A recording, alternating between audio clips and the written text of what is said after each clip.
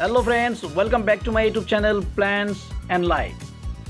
আজকে আমি যে গাছটি আপনাদের দেখাচ্ছি, হয়তো আপনারা এই গাছটির সাথে আগে থেকেই পরিচিত, কেননা ঔষধি গাছগুলোর মধ্যে অন্যতম হলো এই বাসক বা বাঁশকাঠিটা।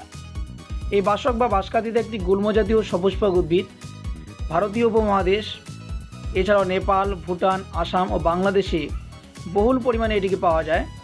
এর বিভিন্ন আঞ্চলিক নাম রয়েছে, যেমন আডুসা, বানসা, ভাসিকা, বাস বা বাসক।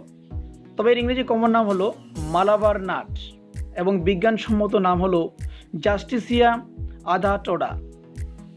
এই গাছটি গুল্ম জাতীয়, তবে প্রায় গাছটি 8 ফুট পর্যন্ত লম্বা হতে পারে। এই গাছের পাতা, মূল এবং কাণ্ড বিভিন্ন ঔষধি কাজে লাগে। যেমন বাসক পাতায় ভার্সিনিন নামে একটি ক্ষারীয় পদার্থ থাকে, যার জন্য ছত্রাক জন্মাতে পারে না, এবং একই কারণে ফলমূল প্যাকিংয়ের কাজে এই গাছের পাতা ব্যবহার করা হয়।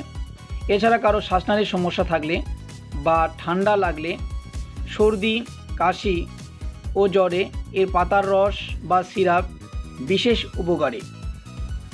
অনেক সময় গাছের পাতার রস মধুর সাথে মিশিয়েও খাওয়া হয় এই জ্বর, সর্দি বা পুরনো কফ, জমে থাকা কফ বুকের মধ্যে সরানোর জন্য বা তা থেকে মুক্তি পাওয়ার জন্য।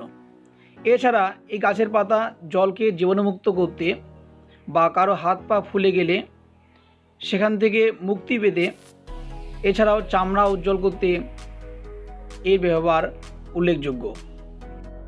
তবে আপনারা অবশ্যই জানেন, বাসক পাতা তেতো হওয়ার জন্য অতিরিক্ত ব্যবহার করলে বমি বা নসিয়া হতে পারে। তাই এই গাছের পাতা ব্যবহার করার আগে অবশ্যই বিশেষজ্ঞের পরামর্শ মেনে চলবেন। আপনার আশেপাশে এরকম গাছের সাথে পরিচয় হতে এই চ্যানেলটিকে সাবস্ক্রাইব করুন এবং ভালো লাগলে বন্ধু বান্ধবীর সাথে শেয়ার করুন। ধন্যবাদ।